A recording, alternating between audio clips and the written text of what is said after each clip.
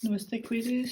ये आपके 2023 के पहले फोर्टनाइट यानी कि 1 जनवरी से 14 जनवरी की जनरल टैरो रीडिंग्स हैं, जहां हम आपकी इंटेंशन उसको ब्लॉक करने के लिए या चैलेंज जो आपके सामने आ सकता है और उसके रेजोल्यूशन के लिए 3 कार्ड्स निकालेंगे। तो एक्वेरियस, ये फोर्टनाइट आपके लिए इम्पोर्टेंट होगा। आपके पास दो दो कोर्ट कार्ड्स हैं, वो भी सेम सूट के, और एक मेजर आर्काना का कार्ड है। किसी तरह के बदलाव, चेंज और अच्छी ग्रोथ की तरफ इशारा कर रहा है।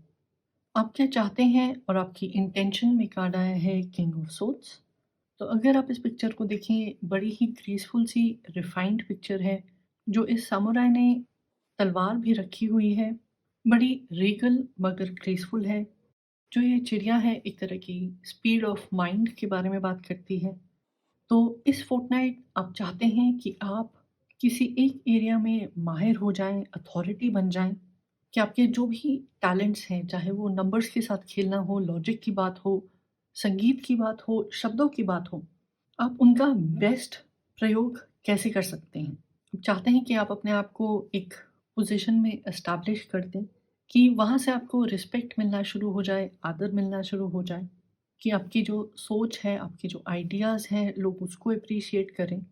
और जिस भी फ़ील्ड में आप हैं, कि वहाँ पे आपका इतना एक्सपीरियंस हो या नाम हो कि इस व्यक्ति को उस फ़ील्ड के बारे में एक शब्द बोलो तो उनको प्रॉब्लम बिल्कुल समझ आ जाती है, बिल्कुल सही सटीक सलाह दे के वो आपकी प्रॉब्लम को सॉल्व कर सकते हैं।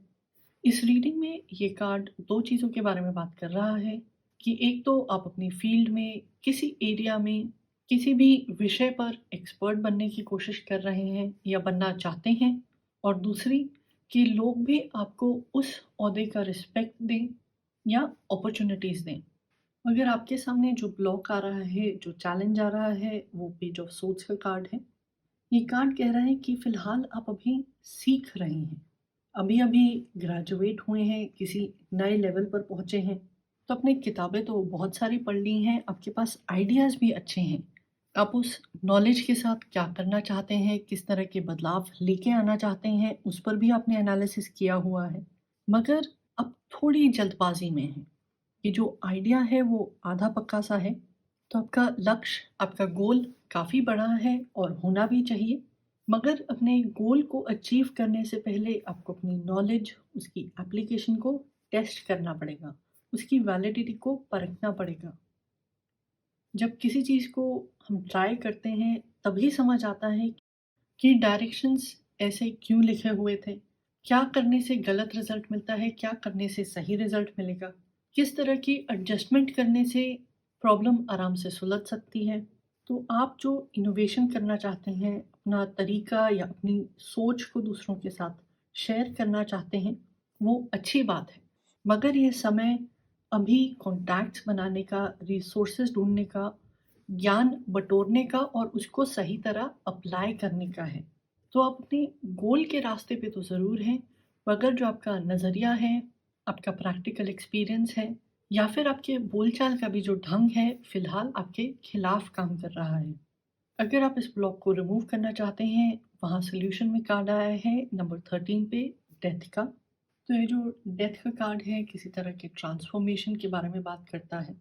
अब आप भी एक स्टूडेंट, एक अप्रेंटिस से एक मास्टर बनना चाहते हैं, तो आपको भी अंदर से किसी न किसी बदलाव को लेके आना पड़ेगा, ताकि आप ब्लूम कर सकें। और जब इस लेवल का शिफ्ट होता है, चाहे वो पर्सनल लाइफ में हो, आपकी हेल्थ फ्रंट पे या प्रोफेशनल फ्रंट पे, तो आपको बैठ के सोचना पड़ेगा कि आपकी फाउंडेशन क्या है, और कौन-सी ऐसी सोच है, कौन-सा ऐसा बिहेवियर है, जो कि आपके गोल में आपको रोक रहा है, जिसको आपको त्यागना पड़ेगा। इससे पहले लोग आपको एक्सपर्ट माने, या फिर आप किसी एक सब्जेक्ट में, चाहे वो कुकिंग में हो, वहाँ एक्सपर्ट बनते हैं। अपने अंदर वो स्टूडेंट वाली विलिंगनेस लेके आएँ, वो क्यूरियोसिटी लेके आएँ कि हाँ, अब मैंने कुछ सीखना है, अप्लाई करना है, मुझे सब कुछ नहीं पता है, मगर अब मेरा फ़ोकस करने में है, अब मेरा फ़ोकस चीज़ों को फाइन ट्यून करने में है। क्योंकि जब हम एक जर्नी शुरू करते हैं, वहाँ की अलग रिक्वायरमेंट्स होती हैं, और जैसे-जैसे हम प्रोग्रेस करते जाते हैं, हर पोज़ीशन, हर स्टेज पे अलग-अलग रिस्पॉन्सिबिलिटी, ज़िम्मेदारी ऐड होती रहती हैं। तो अपने गोल और चैलेंज के साथ आपको ट्रांसफ़ॉर्म भी होना चाहिए, चेंज को एक्सेप्ट करना चाहिए। तो जो चीज़ें आपको आगे जाने में मदद नहीं कर रही हैं, उनको यहीं छोड़ दीजिए। और ये जो बटरफ्लाई यहाँ पे है, जनरली ट्रांसफ़ॉर्मेशन का प्रतीक होती है। मगर देखें कि चिड़िया का रंग भी नीला है और बटरफ्लाई जो कि छोटी है, वो भी उड़ती है, उसका रंग भी नीला है।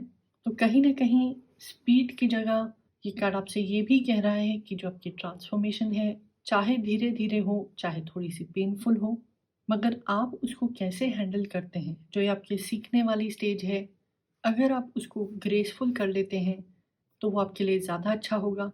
ना कि लोग आपको ज़बरदस्ती बार-बार सुना-सुना के आपकी गलतियों को ठीक कर के आपको बताएँ कि ऐसे होना चाहिए था और तब आप माने। कि जो बात दूसरे बंदे ने कही थी उसमें दम था। तो ओवरव्यू में आप अच्छी बड़ी चीज़ें चाहते हैं, कहीं एक नज़रिया, कहीं नॉलेज, इन्फॉर्मेशन, एनालिसिस की कमी है, मगर आप भी उसको ठीक करने के लिए, वहाँ एफ़र्ट डालने के लिए तैयार हैं। तो ये फ़ोर्टनाइट जनरली अच्छा लग रहा है।